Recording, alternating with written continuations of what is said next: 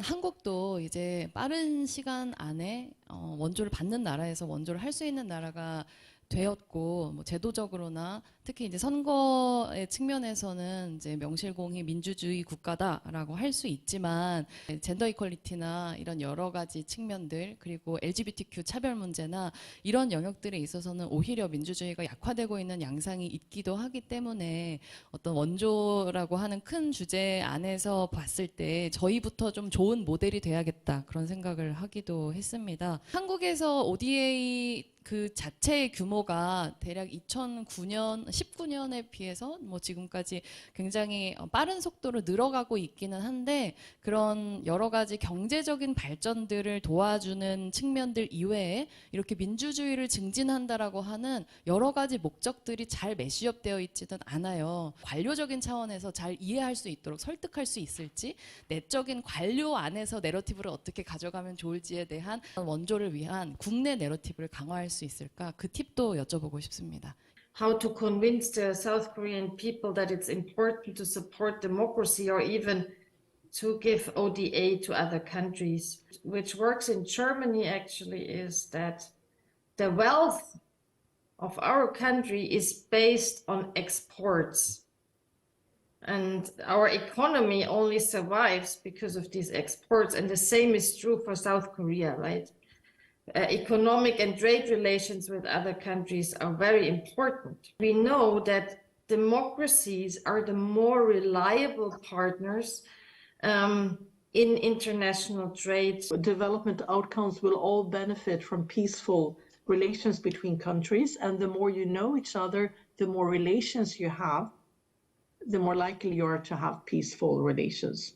That this is something in terms of solidarity that the German people want to give back to other nations as well.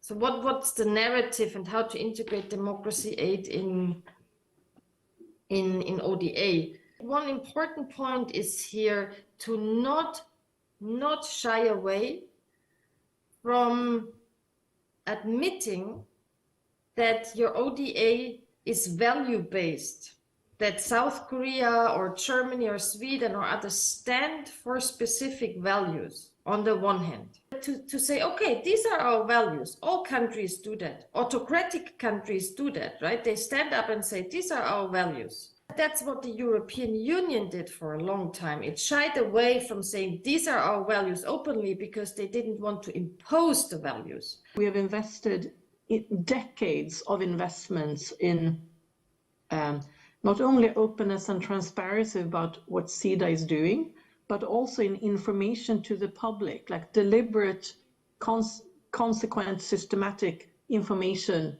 to the public about what we're doing, mistakes we're making, what we're learning. So we're extremely transparent. And we try to do that through different channels. It could be through, Instagram, it could be through YouTube, or of course general things like press releases. 아직도 전 세계가 70% 인민들이 독재 치하에 지금 살고 있다는 걸 보니까 아직도 갈 길이 참 멀다고 생각합니다.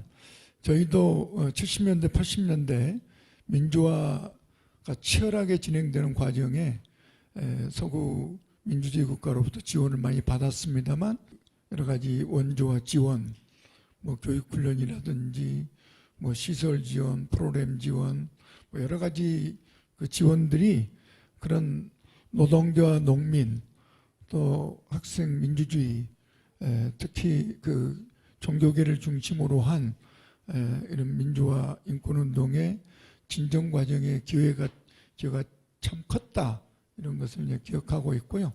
아마 이러한 그 방식이 제3세계 일반에도 아마 계속 이루어지고 있다라고 생각하는데, 지원과 보호, 그 소위 그 민주주의 원조를 두 가지 영역으로 구분을 하시던데요. 그 차이를 조금 더 설명을 해주시면 좋겠다. Democracy support versus democracy protection. In our understanding, it's not so much about what you do as when you do what, because democracy support, that is about supporting democracy in the making. There's already a certain level of democracy and it is improving, and we would like to support that direction of improving. And that could include, for instance, support to institution building, like supreme audit institutions or bureaus of statistics or things like that. While as democracy protection, that's when democracy is in a different phase, when autocratization emerges and there's a threat. And then the mode of operation might be more of supporting human rights defenders, or the independence of the judiciary, or the independence of academia. So the important difference here is that when it comes to support, it is, to say it simple, easier than the protection, because there are a lot of actors, institutions that can be supported. So donors would support the parliament, for instance, in democratic budgeting, or accountability between the judiciary and the parliament. But protection is more difficult for state-to-state cooperation, because nowadays autocratization is often linked to the government, which is the partner of the donor. 민주주의에 대해서 지금 굉장히 중요한 말씀들을 두 분 발제자들께서 해주셨는데요. 민주주의에 대한 뭐 프로모션이든 아니면 서포트든 아니면 민주주의 프로텍션이라고 하는 부분이 분명히 서로 다른 층위가 있거든요. 민주주의 ODA를 해야 하는 부분인가, 그것이 아니라 민주주의 프로텍션에 대한 부분을 통해서 그 민주주의 ODA들이 움직이는 것이 더 효과적인가라고 하는 부분들은 사실상 이 지원을 하고 있는 기관들 모두가 가지고 있는 공통된 고민이라고 생각을 합니다.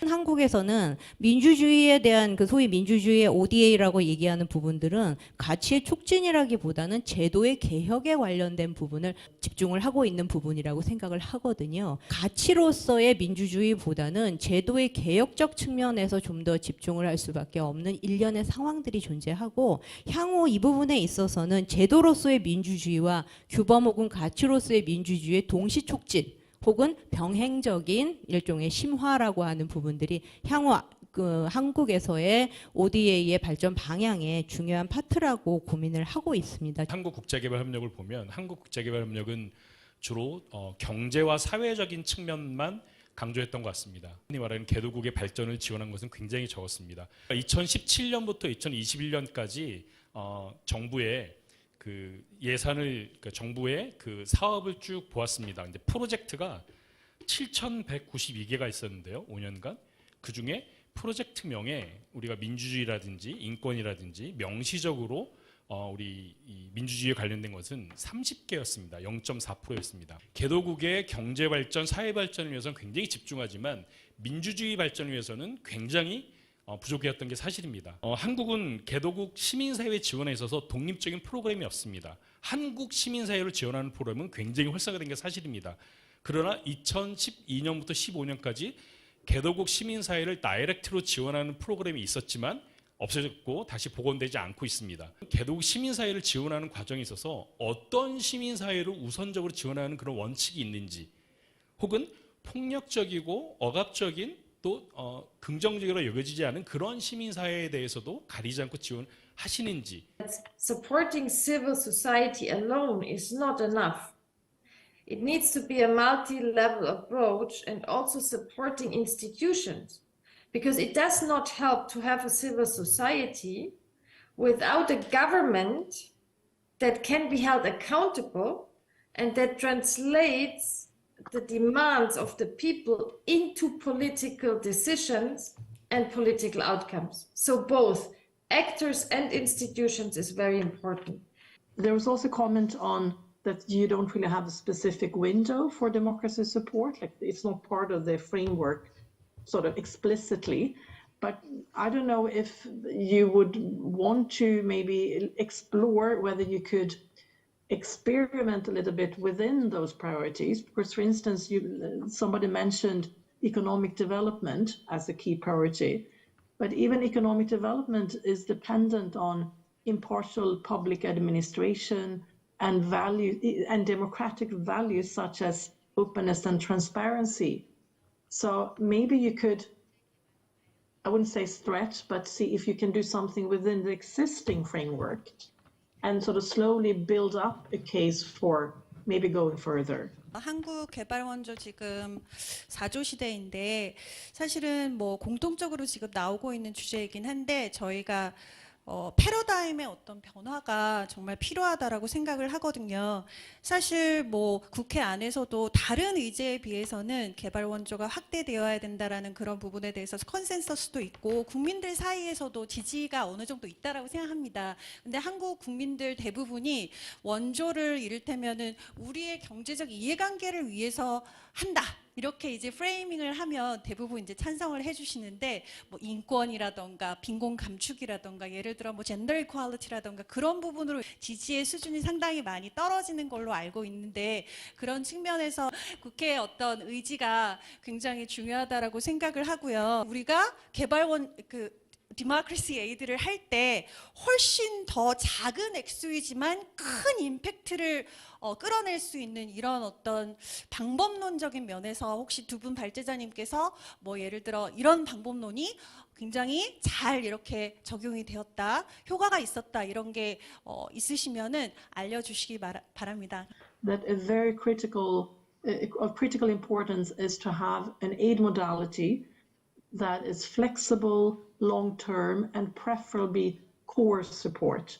That we support partners, their own strategic plan, their own annual reporting. Because there is a range of donors out there requesting specific projects that should be reported specifically, and that takes a lot of time and resources for organizations that really should spend more of the time doing the work than reporting to us. So core support is a really important methodology. 아프리카 국가들이 포린 에이드를 받았을 때 그 선거 폭력이 완화되는지 아니면 강화되는지 이런 걸 한번 경험적으로 살펴봤는데 통계를 분석해 보니까 놀랍게도 오히려 그 선거 폭력이 더 증대되는 거예요. 그 ODA를 받아서 그거를 이제 독재자들이 어떻게 보면 선거 폭력이나 부정 선거를 위해서 이용할 수가 있더라는 거죠. 그러니까 이게 왜 다른 지역과 달리 아프리카에서는 이런 데모크라시 에이드가 좀 효과가 적게 나타나고 오히려 이런 포린 에이드가 독재자들의 이런 그 독재를 강화시키는데 사용이 되는지, 그러니까 이런 아프리카의 지역적 특징, 왜 이런 그 지역마다 이런 다른 효과가 나타나는지에 대해서 혹시 말씀해 주실 수 있으면 궁금합니다. Maybe it's because the election was already very contested, and that is why there was a lot of election support, which then becomes something to fight about. And one way of dealing with that, of course, would be to maybe focus more on the whole electoral cycle, like for the whole 4 or 5 year cycle between elections, work with different actors. Contexts are very different. So you need to be, again, flexible. And that's, again, where core support becomes very handy, because then it's up to the local partner to make their own decisions on what would work in that specific context. The general level of conflict is higher in many African countries, and the level of democracy is much lower. So this is a very difficult starting point already. Democracy aid, to some extent, is always a risk strategy, because we all know from our own historical experiences, democratization is an open-ended process, and we cannot be sure about the outcome. And it might be a conflictive process. So donors who engage in democracy must be aware of this and say, okay, we don't want to contribute to conflict, but it might be that it's not avoided in such a process.